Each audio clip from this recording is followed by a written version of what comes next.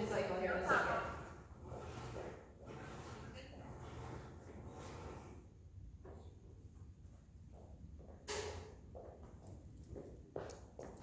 Sorry about that.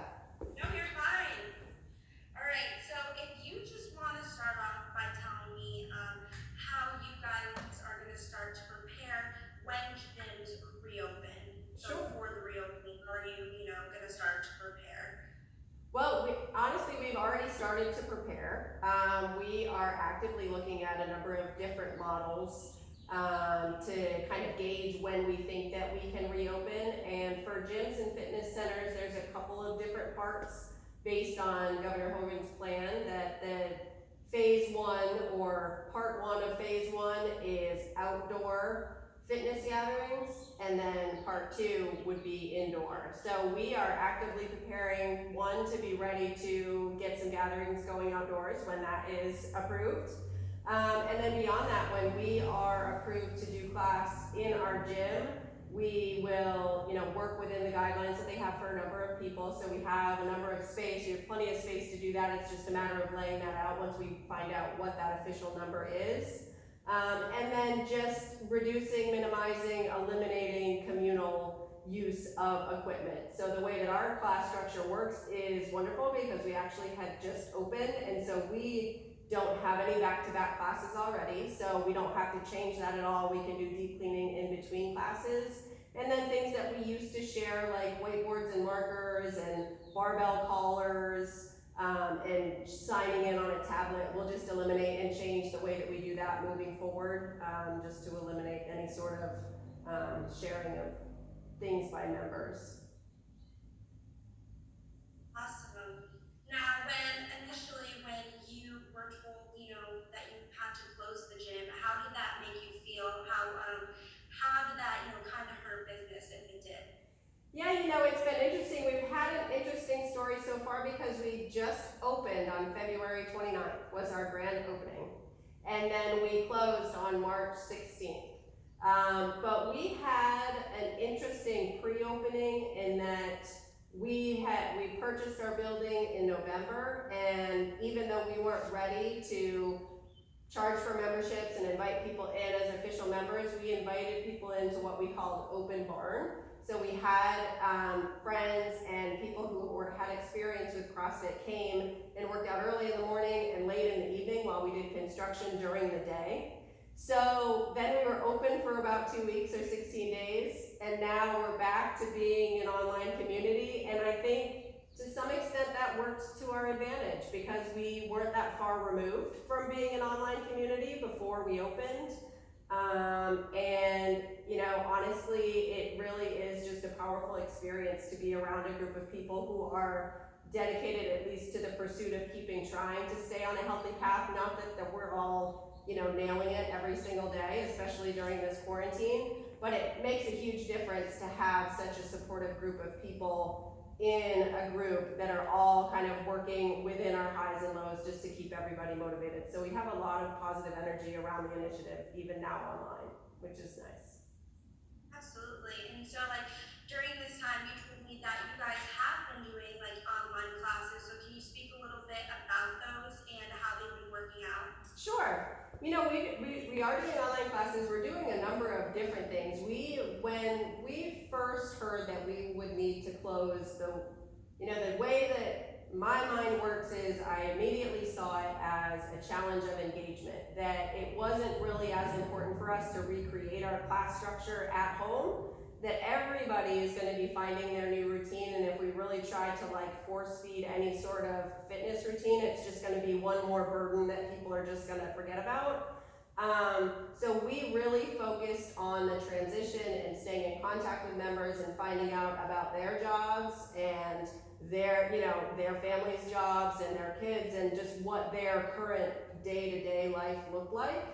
And through that evolution of communication and just kind of figuring out where COVID-19 kind of panned out for us a little bit as a membership, we were able to organize some classes. So we do 7 Zoom classes a week. We actually stream many of them live on the Heirloom Athletics Facebook page. So it's a coach-led class and members log in from home, and so just like this setting here, we'll have a number of people on the screen, but then if you're just at home and you're not even a member, you can follow along from the privacy of your own home and kind of get a little inside experience into what it would be like to be in a class here. And we've also focused a lot on things other than high intensity fitness. So we have a Just Keep Moving challenge going where one of our coaches tracks all of our mileage, just if people are out walking their dog or go for a jog, to encourage activity even if it's not a specific workout class. So we traveled all across Maryland virtually. We just currently are getting through New York City. We're virtually heading up to visit my family in Maine. So that's kind of been a fun way to keep people out and about. We also have a coach who does bar express classes, complimentary for the membership. So she'll post a video of a workout that's a lower intensity workout, like a ballet bar, sort of a workout that everybody has been loving. And just kind of focusing on really keeping the community engaged around things that make sense for us at this time, with an understanding that this is, we have to adjust and adapt based on what's gonna fit in well with everybody's kind of otherwise crazy life. Life right now is really intense, so we anticipate the workouts to be a little bit less intense. And kind of moving forward, how hopeful that you will be able to get back into the gym soon and have, people back in there as well. How hopeful are you? Oh, it will happen. I have no doubt that it will happen. When, I don't know. But we really try to focus on the things that we can control. We appreciate that there's so much love and admiration for this space. It is a neat building to be in, and we understand that people are very, very anxious to come back, and we want nothing more than for that to happen as soon as possible. But we understand that there's a global pandemic, and the health and safety of the universe is our utmost priority, and we'll adapt and adjust, and when we can get back together, it will probably be the most fabulous day we've ever had, but we can wait. We'll figure it out. And so when, you guys are able to join back together again, will you still kind of follow those same measures of like the 6 feet rule, or, the intense cleaning, anything like that? Yeah, I've actually already reached out to, well, funny enough, it was my last conversation that I was having before we shut down. I think it's called Dorchester Community Services, in terms of hiring some people for some cleaning, and hiring with people with disabilities, giving an opportunity for people to come and be a part of what we're doing, and I think that's even just more important than ever. So I've already ramped up that conversation. We're coming, putting together very specific line by line exactly what items to be cleaned and how many times a day, and there'll be absolutely whatever guidelines in terms of social distancing that we need to abide by, we're happy to do so.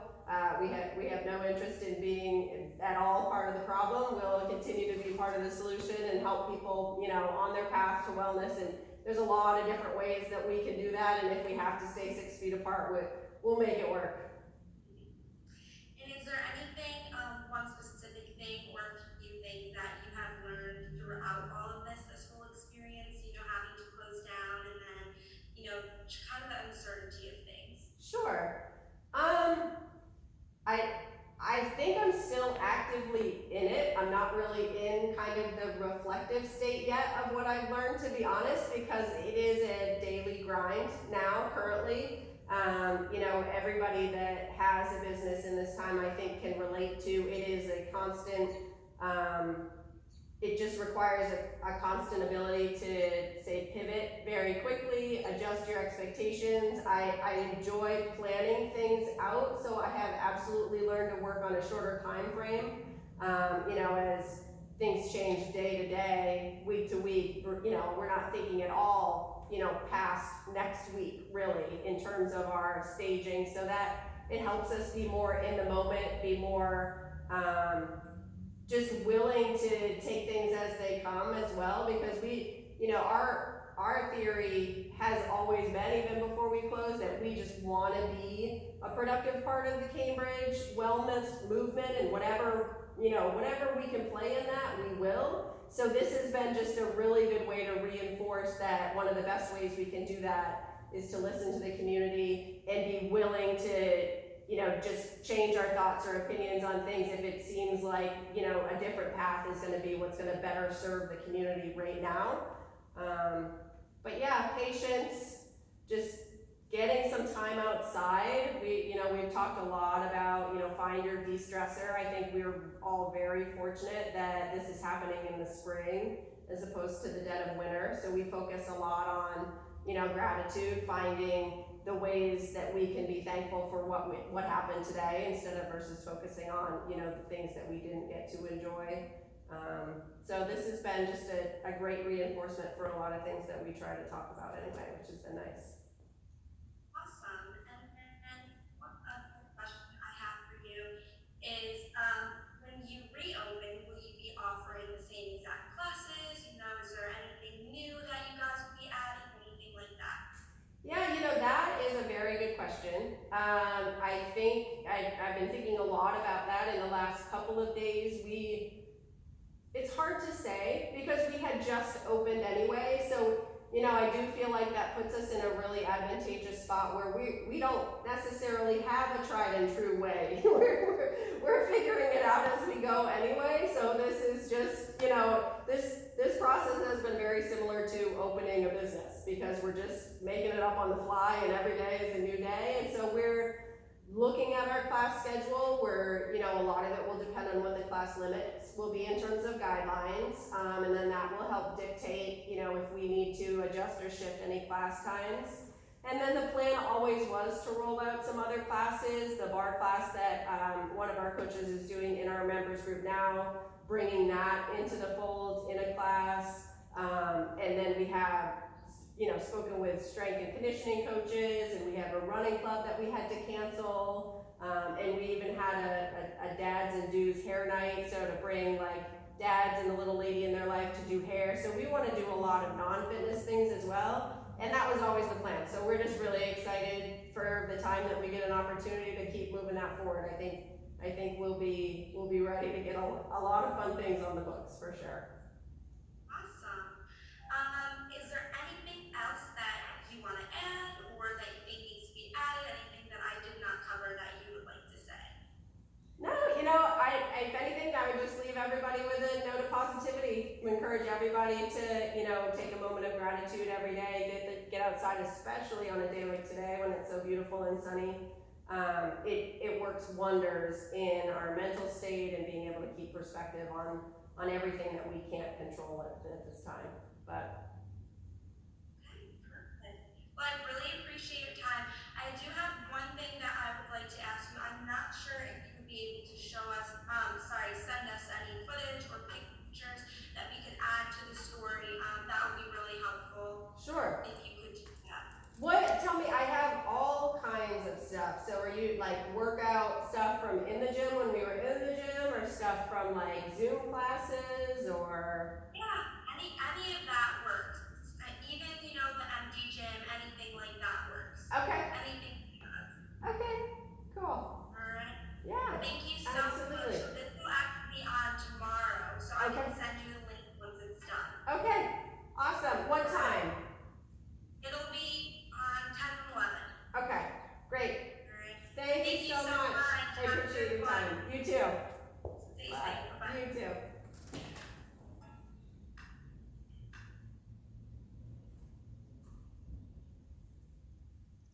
Weird. Okay.